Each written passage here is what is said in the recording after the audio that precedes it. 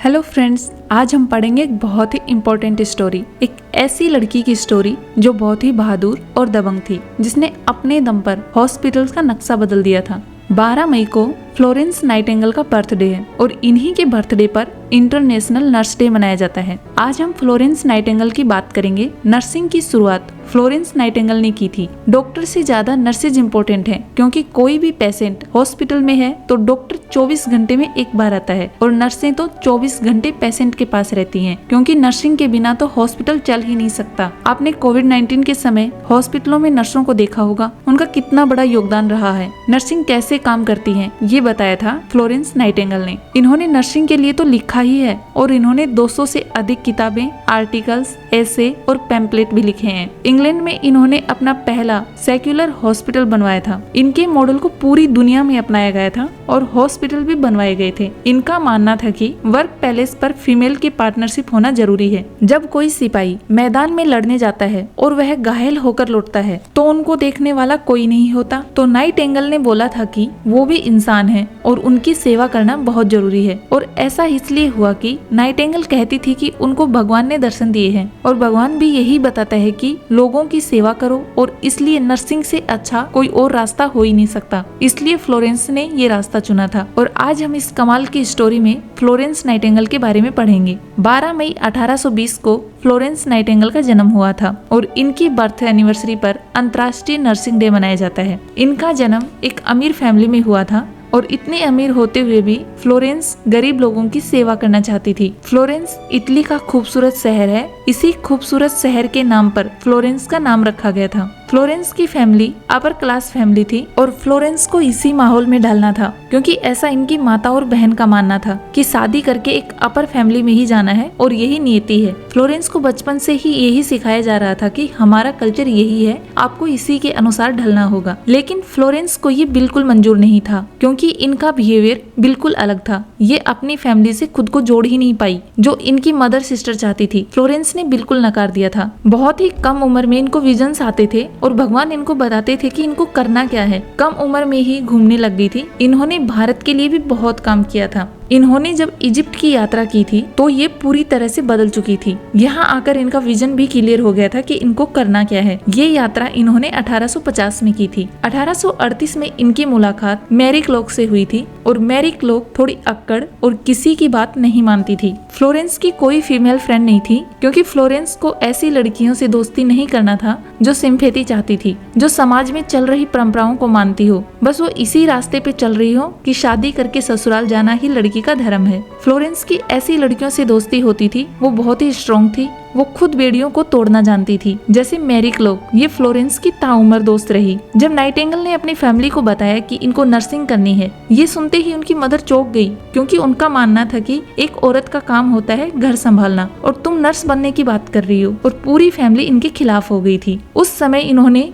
Richard मॉम्पटेन, जो एक politician थे, उससे रिश्ते के लिए मना कर दिया था। फ्लोरेंस एक बहुत ही जिद्दी लड़की थी, जो अपनी जिद के आगे सरकार को झुका दिया था। उसके आगे फैमिली क्या चीज थी। इनकी फैमिली को इसकी जिद मानना पड़ा और फ्लोरेंस ने नर्सिंग की। बात करते हैं जब ये 1850 में जर्मन गई थी। जब ये जर्मन गई थी तब ये लूथरेन रिलीजियन कम्युनिटी के पास आई। इन्होंने देखा कि ये कम्युनिटी उनके लिए काम करती है, जो बहुत ही गरीब है। और फ्लोरेंस बचपन से ही गरीब लोगों के लिए कुछ करना चाहती थी। और उस समय तो 80 से 85% लोग गरीब हुआ करते थे, अब तो बहुत कम है। इन्होंने यहाँ पर मेडिकल ट्रेनिंग ली और 1853 में इनको लंदन में जॉब मिल गई थी और 1854 तक ये लंदन में काम करती रही। और बाद में हुआ क्रीमियर वॉर। इस वॉर ने इसकी लाइफ को पूरी तरह से बदल दिया। क्रीमियर वॉर 1853 से 1856 तक चला था। ये वॉर ब्रिटेन, फ्रांस और रसिया के बीच हुआ था और इस वॉर में ब्रिटेन और फ्रांस की जीत हुई थी और रसिया की हार। 1854 में इनको वॉर साइट पर भेजा गया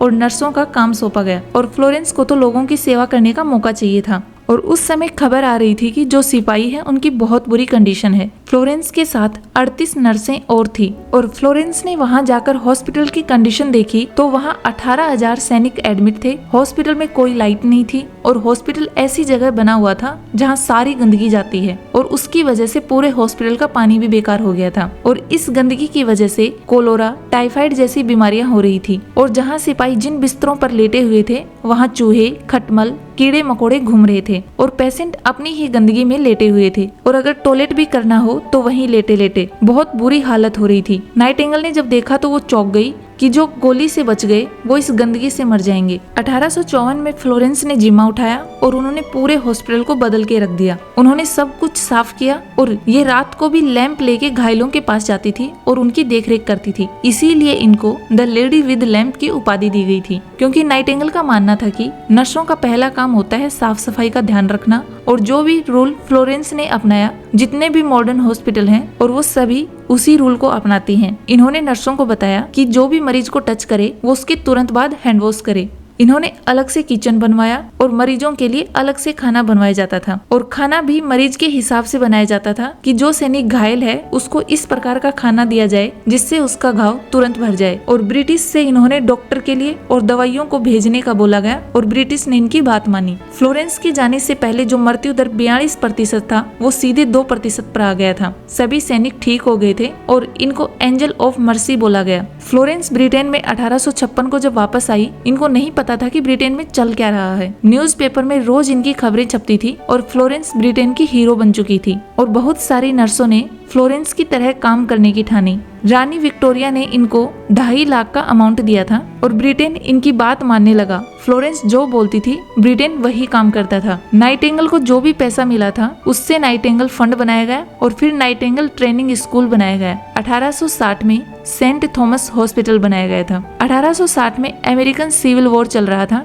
अमेरिका की पहली ट्रेंड नर्स थी लिंडा रिचर्ड नाइटिंगेल। फ्लोरेंस ने लिंडा रिचर्ड को मार्गदर्शन किया था। 1859 में नोट्स ऑन नर्सिंग एक 76 पेज की छोटी सी किताब है जिसमें गाइडलाइन है कि नर्सिंग कैसे करनी चाहिए और आज भी जो प्रैक्टिस देखते हैं वो नोट्स ऑन नर्सिंग से ली गई है। इस नोट्स और नर्सिंग में कुछ पॉइंट थे। इसमें सबसे पहले था कि वेंटिलेशन प्रॉपर होना चाहिए, क्योंकि जहाँ भी पेशेंट को रखा जाता है वहाँ बंद नहीं होना चाहिए। दूसरी बात है कि हेल्थ का सबसे ज्यादा ध्यान रखना चाहिए। मैनेज करना बताया गया है कि खाना कैसे बनाएं, मेडिसिन कैसे दी जाए और पेशेंट के कपड़ों को कैसे बदला जाए। हॉस्पिटल के पास बिल्कुल शोर नहीं होना चाहिए। इन्वायरमेंट अच्छा होना चाहिए। रूम बिल्कुल साफ सुथरे होने चाहिए। खुद को भी साफ सुथरा रखना जरूरी है। नाइटिंगेल एक मोटिवेशन बन गई थी। ऑस्ट्रेलिया, अमेरिका, रूस, फ्रांस, हर जगह हॉस्पिटल बनवाए जा रहे थे। 1853 में नाइटिंगेल को महारानी विक्टोरिया के द्वारा रॉयल रेड क्रॉस से सम्मानित किया गया था। 1857 में फ्लोरेंस को एक बीमारी हो गई थी, इसलिए वो ज्यादा काम नहीं कर सकती थी। फ्लोरेंस को क्रीमियल फीवर हो गया था। 90 वर्ष की उम्र में 13 अगस्त 1910 को